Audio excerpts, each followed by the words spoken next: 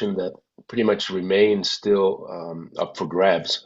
Unfortunately, anything can happen at this point. My name is Tulio Vera. I am the interim CEO and president of Global Americans. Many of you know Global Americans is a nonpartisan policy think in the Americas space. And although we are nonpartisan, we will speak to folks on every side of the political spectrum. Today, it is my pleasure, our pleasure, and honor to have a conversation with Juan Gonzalez. Most of you know Juan. Until earlier this year, Juan was a senior advisor and special assistant to the President of the United States and senior director for the Western Hemisphere at the National Security Council. Prior to that, he was senior fellow at the Penn Biden Center for Global Diplomacy and Global Engagement. He also served as Assistant Secretary of State for Western Hemisphere Affairs and also had several other positions in government. Juan has an MA Master's from Georgetown University's Edmund Walsh School of Foreign Service. Thank you, Juan, for being here. It's a real pleasure to speak with you. The overarching topic for this series on the US election has been the geopolitics and economics of the region and the Western Hemisphere. Juan has agreed to discuss a number of areas regarding the overall Western Hemisphere policy and the policy with respect to specific countries. The webinar is going to last about an hour, and it's divided into two halves. During the first half, I will ask a series of questions of Juan, and then in the second half, we will field questions from the audience. There is a chat message box where folks can type in the questions, and we'll try to get to them as many as possible. So Juan, thanks again for being here today. I'm going to kick it off with a kind of general policy question. How has the policy environment, the economic policy environment, particularly in the Americas, changed since Biden came into office back in 2021? What are the biggest challenges in your mind facing the next U.S. administration, whether it's Democratic or Republican, with regards to Latin America? Well, Tulio, thank you to you and to Global Americans for having me on and for this opportunity to have a conversation about the region.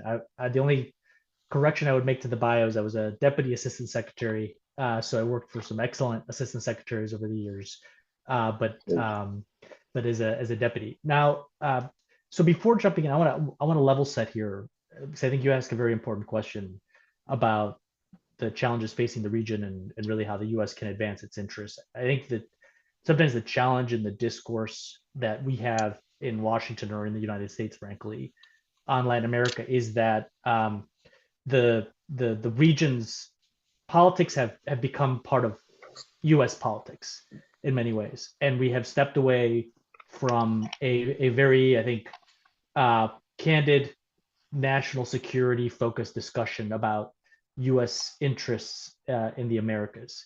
So what I mean by that is, I think the breakdown and sometimes the debate in the U.S. is, I think partly is because the media environment in Latin America is the same media environment here for many communities, and so I think a lot of this, the kind of political debates that are happening in countries like Colombia, Venezuela, Brazil, are ones that are being had here by diaspora communities, but also ultimately get pulled into some of the political debate. And what that means is what is really, I think, made that a challenge to having national security based discussion is generally the focus is one that is focused on ideological alignment or affinity over really national security interests, right? So we've talked about this, a selective moral outrage that both, I think, on the left and the right, where when somebody of the right sees democratic violations by a country of the left, they will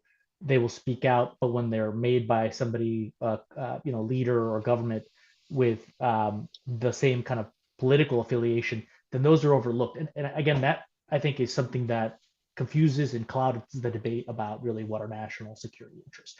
And it's important because We are at a very particularly challenging time in the Americas. You could say immediately after the Cold War, a lot of the policy of the United States from Democratic and Republican administrations focused on really promoting a trade agenda as the way to lift all boats and promote economic prosperity, as a way to really ensure that democracy would take root through economic prosperity. And it had a over 28 years was incredibly beneficial. A lot of the countries in Latin America today are middle income, and some are on the cusp of some are high income, some are on the cusp of becoming high income. Countries like the Dominican Republic are one of the fastest growing in the region, and according to the IMF, by 2045 they could be a high income country. That is something that I think that needs to be celebrated.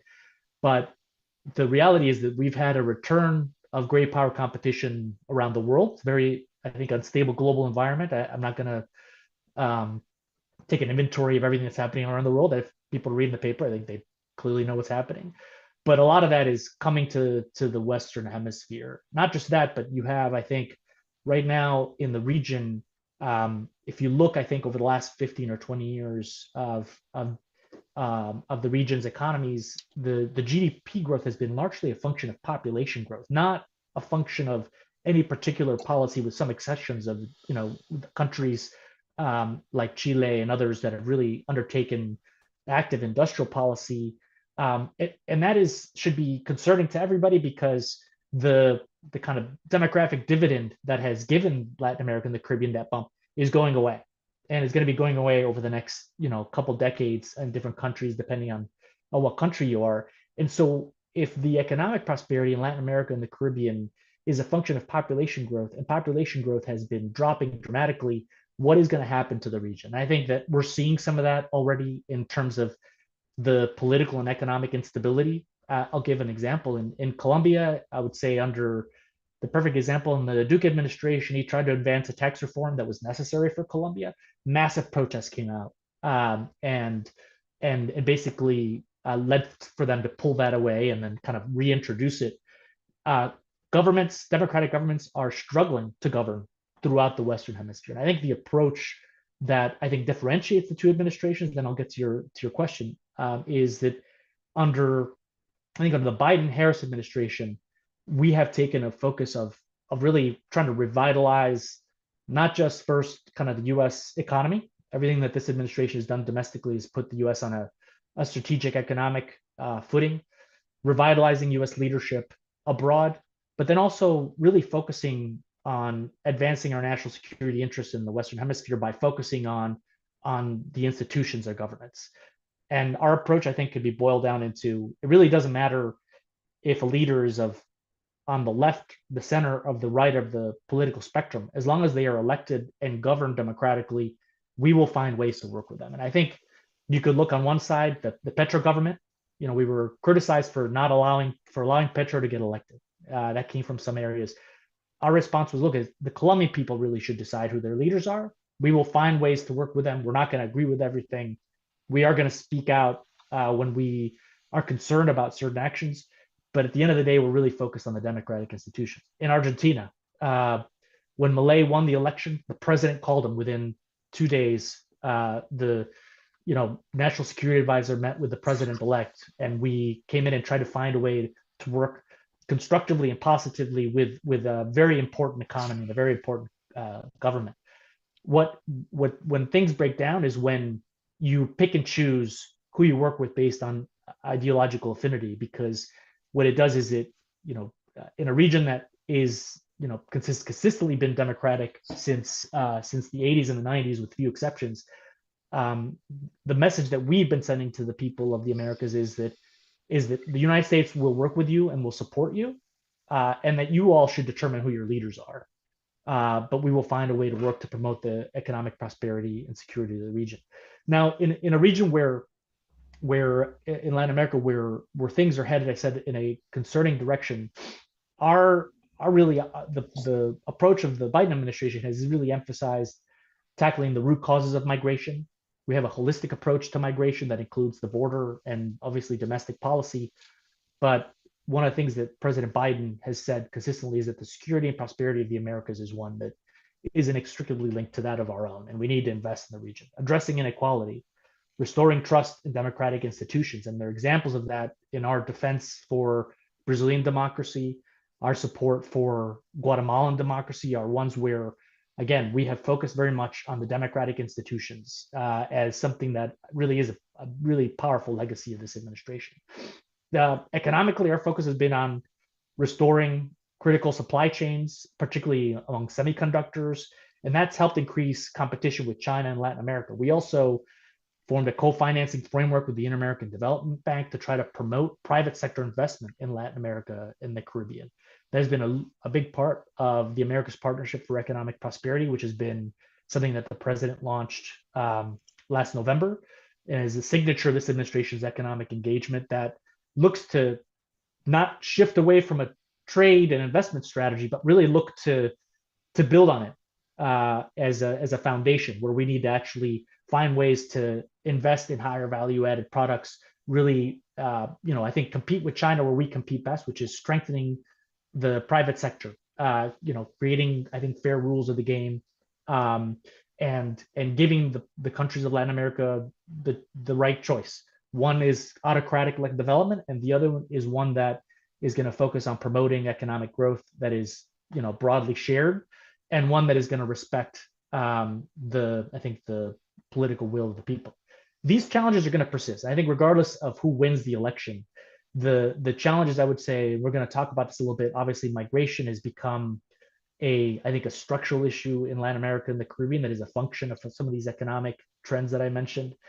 Drug trafficking, I think one of the things that I think we understood but did not, I think, could have done an even more aggressive job was that during the pandemic, transnational criminal actors and drug traffickers gathered strength during the lockdown. And after the pandemic, what we saw were much stronger criminal organizations that had, diversified their, money laundering operations to include, parts of Europe and the Middle East, and become a much stronger forces that are actually presenting challenges on democracy. There's a great Washington Post editorial about that that came out recently that I would recommend to folks.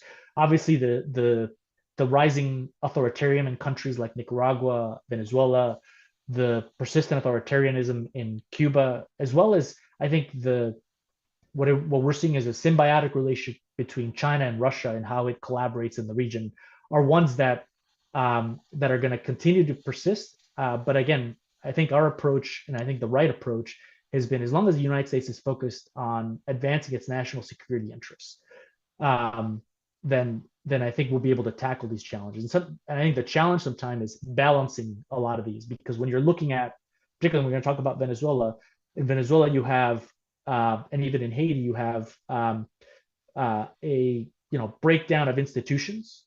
You have also regional actors that have limited capability to act because of whatever challenges they're facing domestically. We have kind of the global dynamics, Israel, Gaza, the Ukraine, China competition. All these have made the global landscape much more difficult for the United States to actually advance these interests.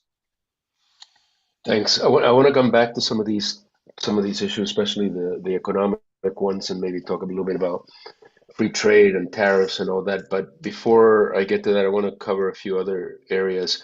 Can you speak to the U.S. role in hemispheric defense and security, specifically perhaps the case of Haiti, where the Biden administration decided not to get involved directly with U.S. troops in resolving Haiti's security crisis. That decision prevented an international outcry, which sometimes has happened in the past when there has been more involvement. But the Haitian government continues to flounder. It's a country, as you know, full of powerful gangs, and they continue to request resources and more support from the international community. So, if you could share some thoughts on, the role of hemispheric defense and security, and specifically in the case of a place like Haiti. Yeah, of course. Let me break this up into two parts. The first, and I'll get to Haiti. The first is, what the U.S. role in hemispheric defense and security. First, obviously, our role in combating drug trafficking organizations. We've, successfully been able to reduce the number of fentanyl deaths in the United States, been able to address the challenges of fentanyl, but we've had to evolve, and we need to continue to evolve, because the idea that we would use the same approach that we use with the trafficking of, say, cocaine and heroin that is cultivated in large areas, is smuggled in metric tons, is not going to work effectively when people are smuggling hundreds of thousands of doses in envelopes, and their majority are being brought into this country by U.S. nationals. You need to actually evolve the strategy. So our approach has been one that has focused on interdiction, but it's also focused on the financial supply chain here, precursor chemicals, but also the financial chain here has been one where we've increased the number of tools that the Treasury Department has to be able to tackle this.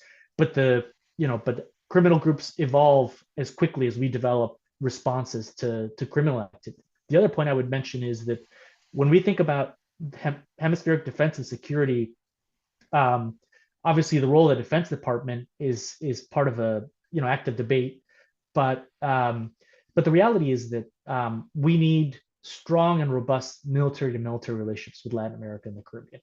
You have China that is looking for an opening to be able to establish some of these relationships, and that would be seen as I think a direct threat to our national security interests. The challenge has been that in places like Chile has the largest, I think, inventory of F-16s. A lot of these military relationships that we have in Latin America, the Caribbean, are ones that are with the exception of Colombia and a few others, are ones that are from remnants of the Cold War. So we need to update and evolve how we're doing that.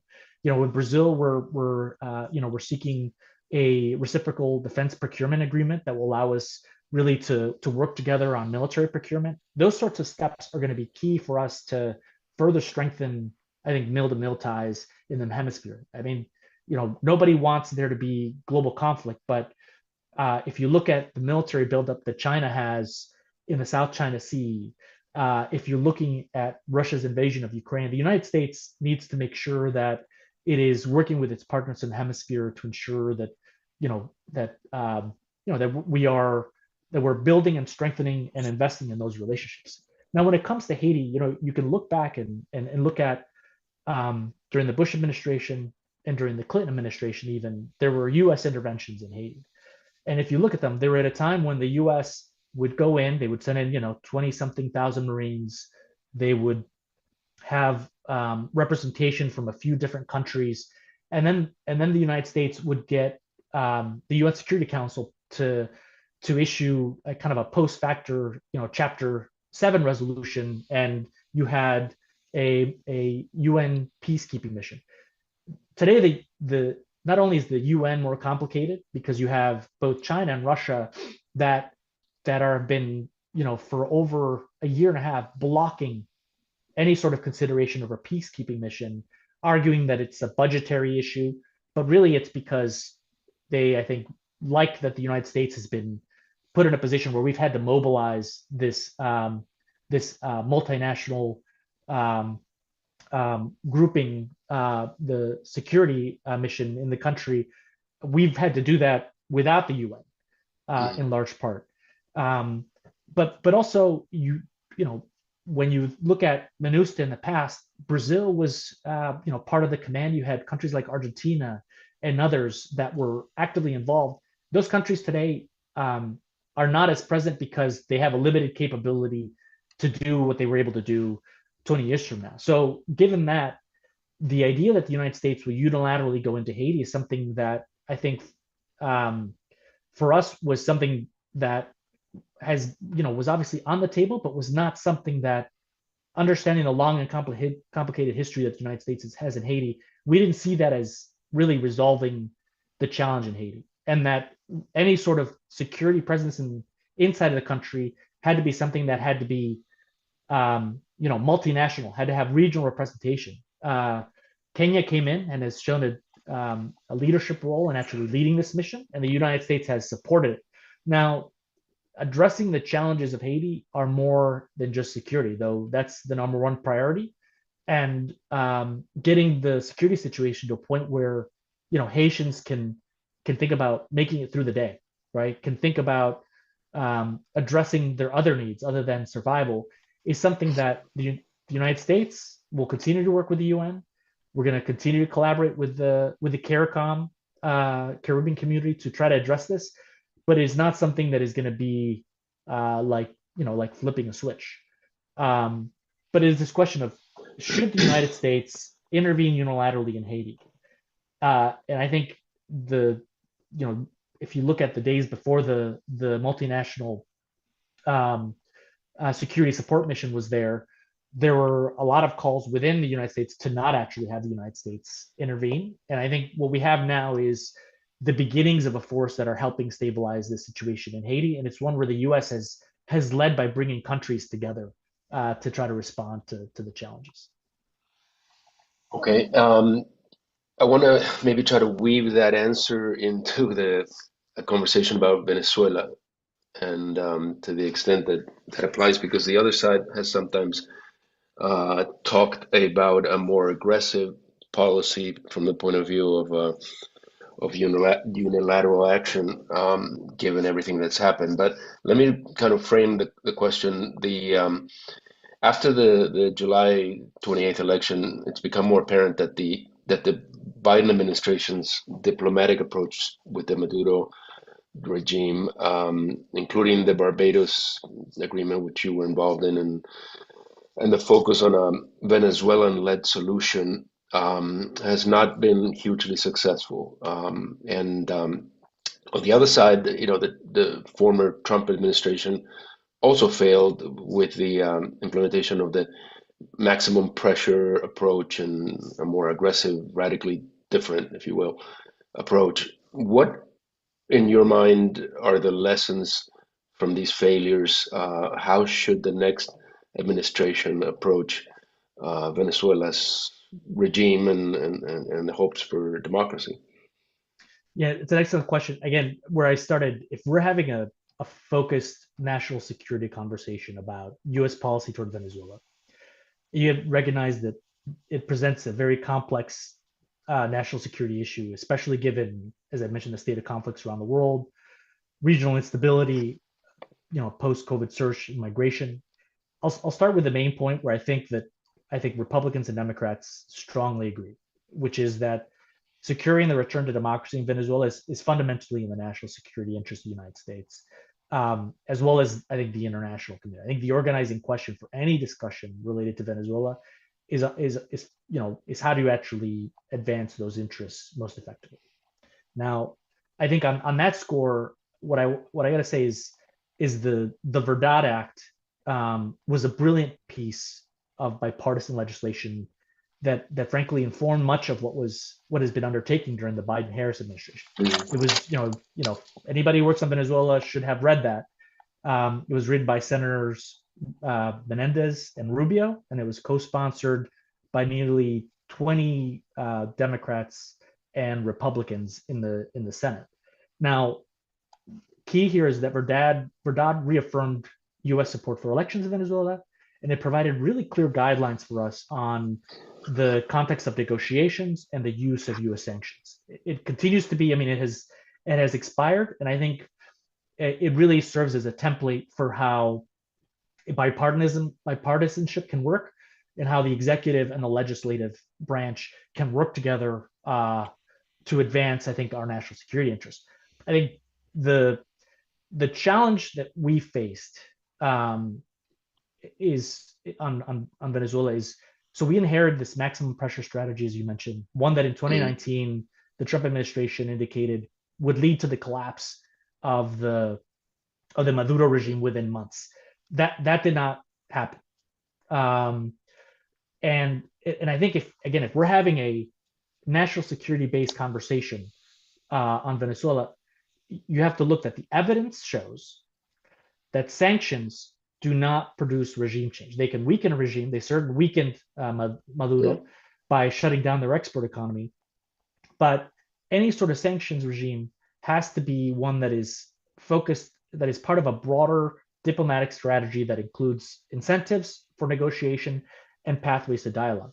When we started looking at U.S. policy to Venezuela, Maduro was stronger, had consolidated power.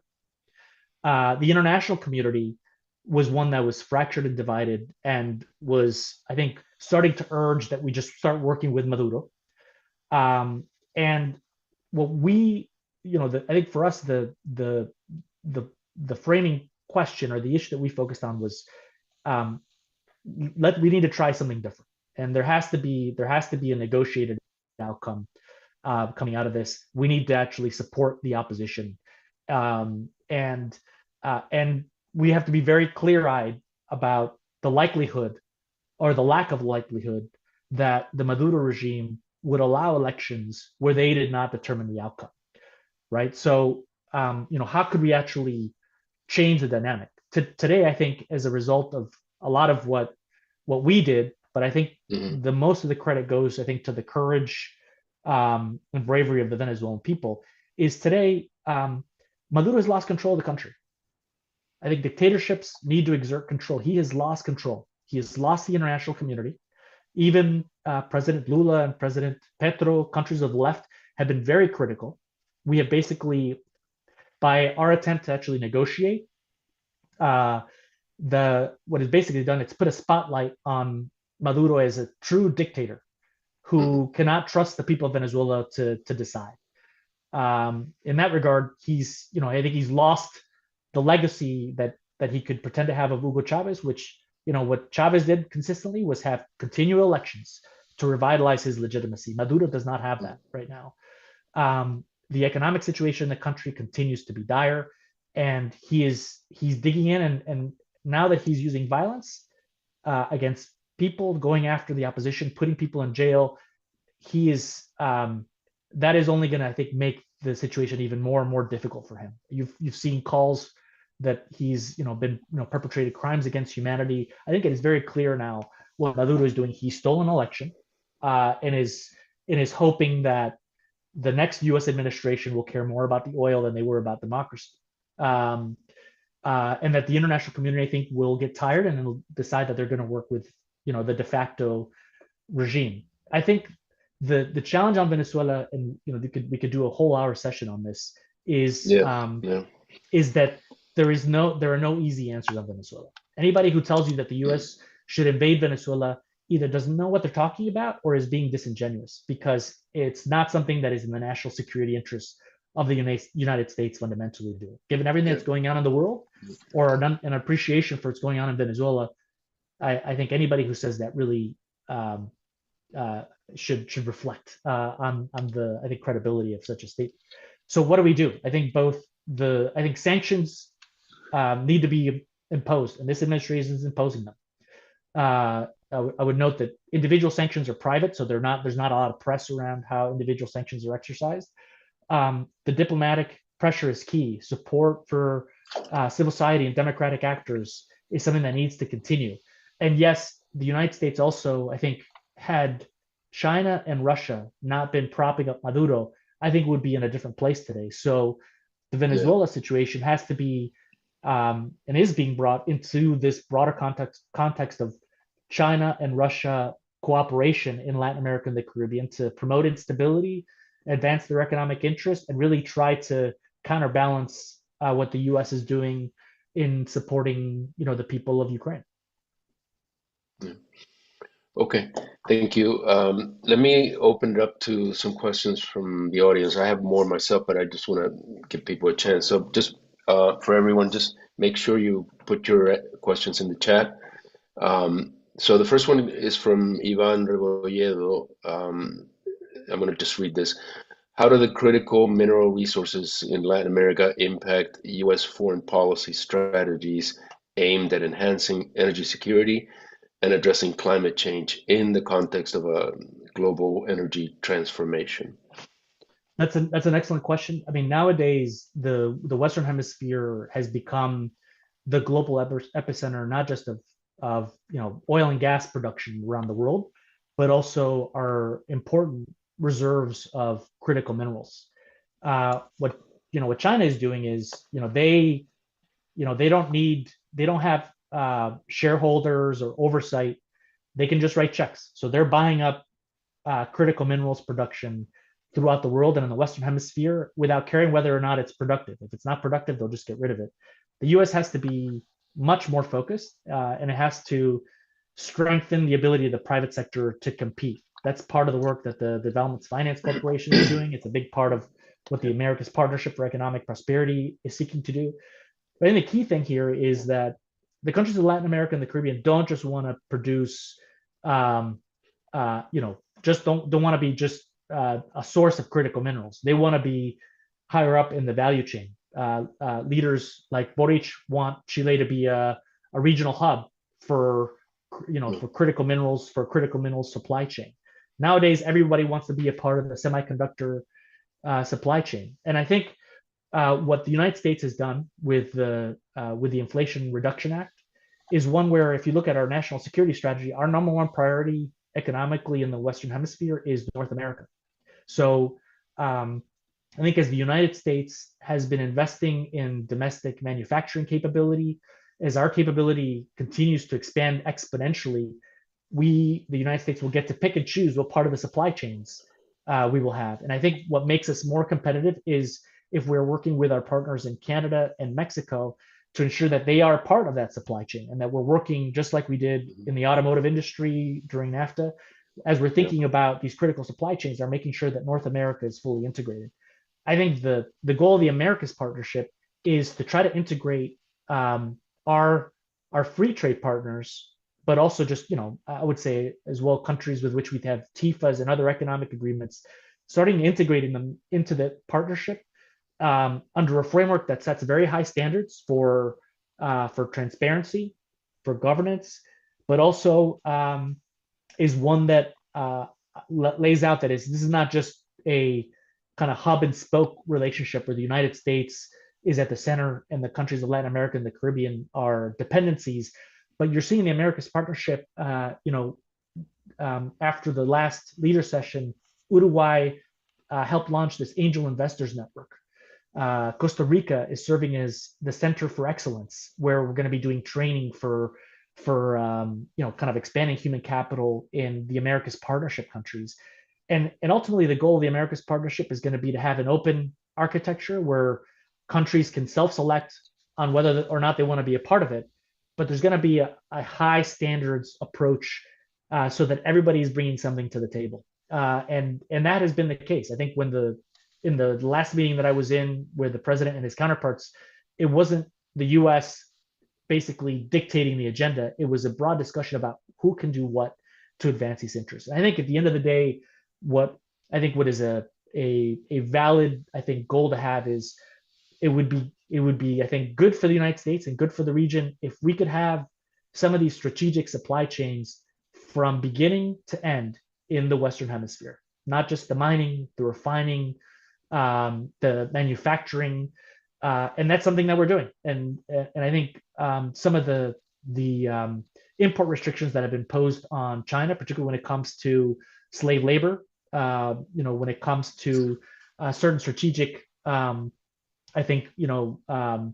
elements of production, are ones where we're not going to be importing that from China. And today, the United States imports more kind of high tech equipment from Mexico than it does from China. So I think the trend needs to continue, but it's one where the countries of Latin America and the Caribbean, I think, also need to, focus on making sure that, we're getting violence under control, that contracts are respected. We need to be focusing less on the ideological debate and more on how can these democratic institutions govern, and how can governments govern effectively to promote economic prosperity and stability. Thank you for that. There's another question, this one from Chris Sabatini on Mexico, and I want to expand on this one because I have my own thoughts or questions on Mexico. So I'm just going to read his question. There have been criticisms that the U.S. soft-pedaled its defense of human rights and democratic institutions in Mexico in order to keep AMLO as a partner for its immigration policies. With a new administration in Los Pinos, what are the expectations for a new agenda? That's the question. And I would add, given everything that's happened in the last few months, the inauguration of a second Morena administration, the supermajority that Morena has in the Congress, and some of the very controversial laws, new laws, and judicial independence and militarization and whatnot. Um, how are you seeing this, especially in the context of USMCA coming up for review in 2026? That whole kind of seems like a boiling pot of issues ahead of a pretty important trade agreement that will need to be reviewed and talked about. So how do you see all this? Yeah, that's an excellent question. I appreciate that from Chris. Look, this has been a topic of active debate inside the U.S. government, and the question really becomes, um, you know, will coming out publicly advance the goal of helping strengthen or defend democratic institutions in Mexico? Sometimes the answer is yes, and sometimes the answer is no. And it's better to actually advance those conversations in private, in support for civil society in Mexico. I would point to we came out with a statement on INE, after the court came out and struck down parts of the ruling government, the Morena legislation, and we were criticized by the Lopez Obrador government. But it's something where we felt we had to get on the record on. We also don't want to take the space from what has been a very robust political debate inside of Mexico, and so we're picking our spots carefully on where to stand up on for these norms publicly. And I think we can always calibrate. So I think we would have conversations with the Department of State, with USAID and others. Look, okay, are we saying enough? Are we not saying enough? And I think that if you're outside of government, I think you absorb everything that the U.S. does from a public perspective. What you don't see are some of the conversations that have happened in private. The president has had very candid conversations with President Lopez Obrador about areas where we disagree, and they've been on economic issues where we have conveyed to Mexico, look, North America is stronger when all of us are working um, closely together. And today, a lot of the economic prosperity that's been happening in Mexico, a lot of the investment is happening in Mexico. I think we got to admit is really not a function of the policies of the Mexican government, but rather of the economic prosperity that's taking place in the United States. And I think that right now, the United States and Canada, there's a lot more synergy. And as we're looking at the implementation of the Inflation Reduction Act, and we've been eager to try to work with Mexico on that as well. And in some areas, we've had incredible success. In others, it's been more challenging. I think because I think some of the relationship, I think in particular that the Mexican government has had sometimes with the international investor community. Um, Under the new government, I think that we there have been really, I think, positive signals that have come out from the Scheinbaum government. I think when you're talking about particularly the economy and climate, and I think we're eager to try to engage to see what more we can be doing to accelerate that economic cooperation, so that North America as a platform is continues to be what it should be, which is the strongest kind of economic bloc in the world, and one that is fundamental to the prosperity and security of the United States. Now, I think USMCA negotiations are an opportunity to really talk about fair trade practices while respecting labor and environmental regulations. I think that we should be having a conversation with Mexico about um, you know uh, to convey our clear concerns about some matters of I think democratic governance. We have to be very careful, I think, with Mexico in particular, because there is also a danger that anything that the U.S. does will I think stoke nationalist sentiment against kind of U.S. involvement in Mexico, given just our proximity and our history. So it's a question of calibration. Could we say more? I think that's something that certainly I think should be considered. But the biggest, Hmm. I think, concern is right now is drug trafficking, and I think border security. And I think again, I would urge people to look at this Washington Post editorial. The amount of money that criminal organizations are making from trafficking drugs and people are really uh, making them up to be maybe a threat against democracy and a threat against democratic institutions, not just in Mexico, but around the world. And I think that that's something that I think needs to be reinvigorated, not just in terms of U.S. Mexico cooperation, but I think recognizing that some of the challenges that Mexico is facing are also ones that are a function of the lack of institutionality, lack of state presence, lack of judicial independence and rule of law in other parts of Latin America and the Caribbean. Can I just what on the USMCA thing?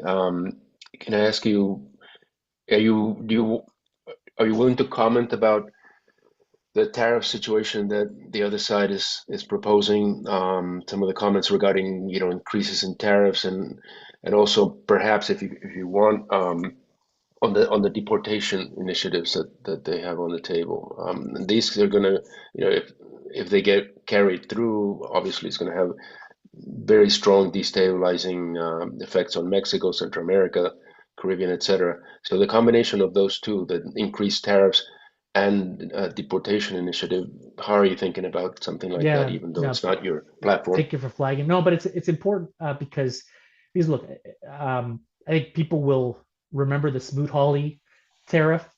People may need to Google that, but it didn't Yeah, create the depression, but it made it much worse. agreed. And certainly, if the goal is for the United States to make more and not have to depend on China, then the answer is to invest in U.S. innovation, ingenuity, competitiveness. That's what the bipartisan infrastructure bill, the Inflation Reduction Act, Chips and Science Act, or all these pieces of legislation that had bipartisan support that are bringing manufacturing back to the United States. The immediate impact of the proposed tariffs by Donald Trump, you can look at independent economists that have said that it would lead to, I think, between $1,300 and $3,000 in increased cost to a middle class family a year. That's Hmm. because all of a sudden, anything that has independent, um, inputs into it is all of a sudden going to increase in cost dramatically. And so it's just bad economic policy, full stop. And I would urge people to really do some homework on that, because it's going to be one that's going to bring the United States into, I think, a horrible economic crisis after what has been 4 years of recovery. On migration, look, I got to be candid here. It has been widely reported, and it is true, that when the U.S. Congress was on the cusp of actually passing what is, I think, one of the most ambitious migration laws in years since 2013, I would say. Donald Trump pulled his support from it, and it died in Congress because Donald Trump wanted a crisis that he could then address. Uh, Vice President Harris has said that she would reintroduce that legislation, which would envision increase in technology for border security. It would expand our asylum capability. It would do everything that we needed to do to make sure that we have a functioning border and a functioning migration system. The idea that I think the Trump administration would deport 11 million people is frankly, I'm sorry, it's ridiculous. And they're doing that. They're trying to characterize any sort of Latino migrant, whether or not you came here legally, as a criminal to try to justify that action. Look, I think you're going to find test cases or examples of a migrant that broke the law, did something wrong, was engaged in violence. But if you look statistically, by and large, the migrant communities in this country have been very safe. They've been good for the U.S. economy. They've been good for the United States. And the idea that we're going to just rip 11 million people out is, I think, it's not well thought out. It's probably as well thought out as the concept of a plan that the president has in a number of areas. So I think it's hard to take anything that the Trump administration, particularly or the former president Donald Trump, has said publicly, because it shifts, and some of it's frankly incredibly radical. And I got to say, as an aside here, is I think we got to be, as students of Latin America and the Caribbean, we know what happens when a government starts attacking institutions. What should be concerning to all of us are the parallels that Donald Trump has with autocrats like Diaz-Canel and Nicolas Maduro. I mean, I could go through the list, challenging the legitimacy of elections, discrediting the judiciary, attacking the press, politicizing law enforcement and the military, calling for the military to go after his enemies, like the disregard for international norms. All of these things are, you could really write a dissertation on the autocratic tendencies that Donald Trump has. And so I think as we're looking at what is the choice here in this election, and again, as someone who has a long-standing record on bipartisanship, I think we got to call things out for what they are. Donald Trump is a threat for to U.S. democracy, but also somebody who is easily swayed by compliments and kind of commercial opportunities is somebody that Maduro is going to run circles around, and I think we need to recognize that. Yeah. Thank you for that. I want to read out a question from Michael Stott. It goes back to the Venezuela comments that you made. It says, Juan, you said that the U.S. needs to impose more sanctions on Venezuela but in fact, the Biden administration has just renewed sanctions exemption for Chevron, whose increased oil output has given the Maduro regime a shot in the arm.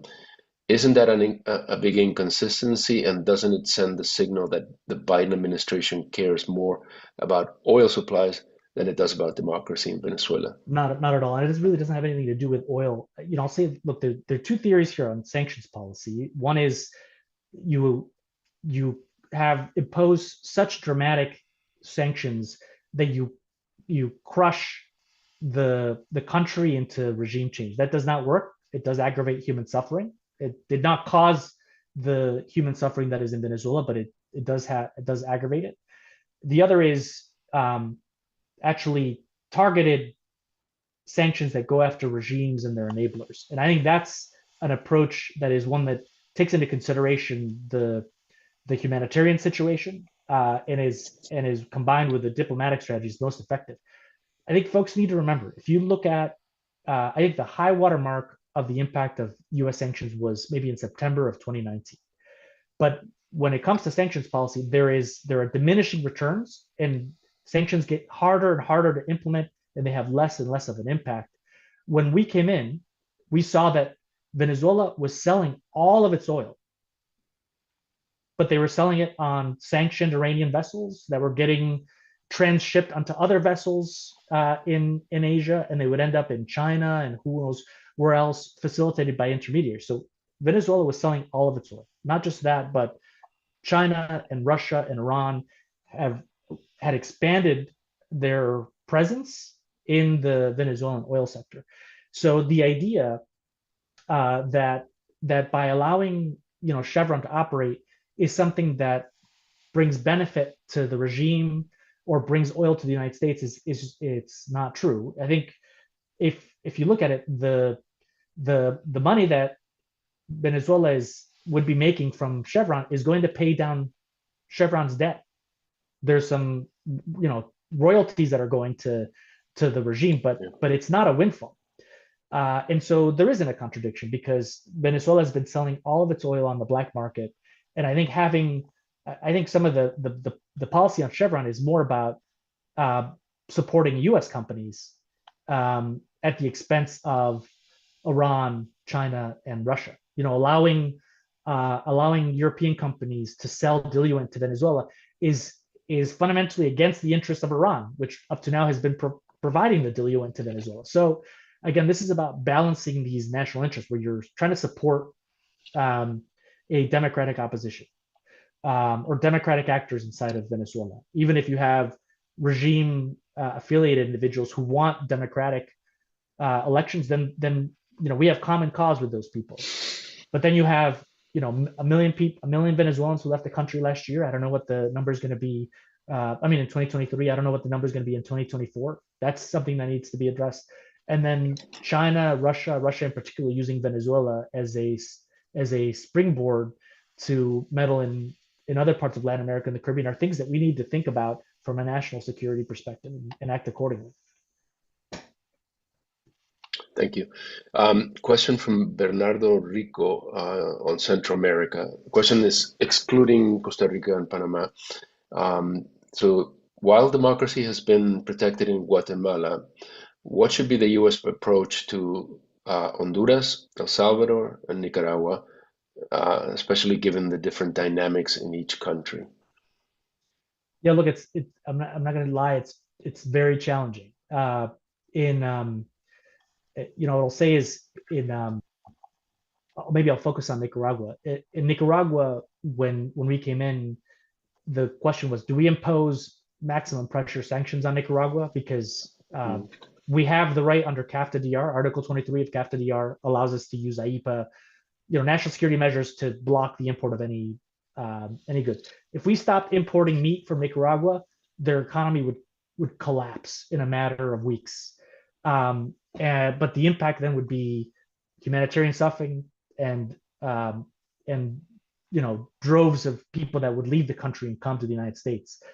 What we have sought to do is slowly ratcheting up the pressure on Nicaragua and made offers of dialogue. So we imposed several sanctions on Nicaragua. I think every Ortega affiliated individual has been sanctioned in the country. We have pulled visas from everybody. We have imposed individual sanctions on some goods, and slowly are ratcheting that up to try to pressure the regime to even have a conversation. They won't even, the Ortega regime doesn't even want to talk because they think that China and Russia are going to have their back. And obviously trying to mobilize the international community. We've made some progress. We've helped get some people out of jail, but Ortega has been digging in.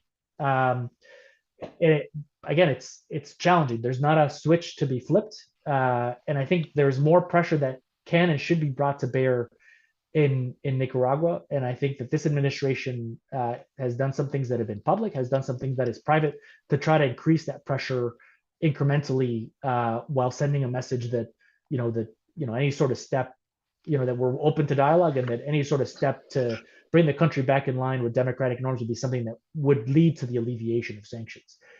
In places like Honduras and El Salvador, we have excellent ambassadors in those countries that are trying to encourage, for example, in Bukele, a very popular leader, how do you actually how do you back away from this a security strategy that broadly violated the human rights of many El Salvadorans without losing the security gains? And trying to actually navigate that is complex. I think that if you ask one side, they would say that we're not doing enough to put pressure on Bukele.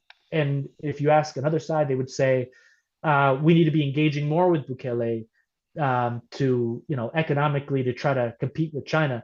And I think the right answer is one that is more in the middle. What is concerning, and I think representative in El Salvador of, I think, a broader trend, is it is hard to govern. The traditional political actors in places like El Salvador have really not done a great job of governing. And so do we throw out institutionality to try to bring in something different? That can be tempting, but I think you can look at Hugo Chavez early on in 1998 was doing just that, and it never leads in a good direction. I think at the end of the day, the United States, whether you're a Democrat or Republican, has to double down on democratic institutions, because at the end of the day, stability and economic prosperity in the Western Hemisphere is in our interest, and the best way to advance that is by supporting the democratic institutions that we supported coming out of the Cold War. Thanks. We're almost at the hour. I want to ask you, I didn't take the host prerogative. I want to ask you a quick question about Argentina and Milei. And I mean, there's many ways to frame this, but just how are you looking at the situation? Milei comes in, obviously, the history of Argentina in recent decades has been economically disastrous or economically very challenging. But also politically, he comes in with a lot of bells and whistles and making a lot of noise, reaching out to very unsavory characters throughout the world. How are you looking at the balance between the economic platform that he's putting forward and the political rhetoric that's coming out of this administration in Argentina. Yeah, no, first I'll say is that Argentina should have been one of the countries that most benefited from the supply disruptions during the pandemic, right? And it did not, because I think of some of the policies that I think consecutive administrations have undertaken. Um, and I think that Bukele was I'm sorry, Milei was somebody that was elected democratically, and he gets to decide how he governs. I think if there are, again, if you get into the realm where you're violating international humanitarian norms or civil rights, we will speak out and we'll engage on those things. But the Argentine people have decided he gets his tenure, and that's why we sought, as soon as he was elected, to try to engage constructively with him. How can we help? How can we support? Because the economic policy, there was really at that point, there was no other solution but a very painful readjustment to the Argentine economy. And I think it's fundamentally in our interest for Argentina to be strong economically. They're a major non-NATO ally. It is also in our interest for the United States and Argentina to have an excellent military-to-military relationship. China has been trying to get in to sell fighters in Argentina. The United States cannot allow that to happen, and so we're going to try to find a way to advance that level of cooperation with Malay. At the United Nations, the Secretary of State hosted a meeting with the Argentines on the situation in Venezuela. So they have an important voice to have. Do we agree with everything that Malay is doing? Do we like everything that he's doing? It really doesn't matter.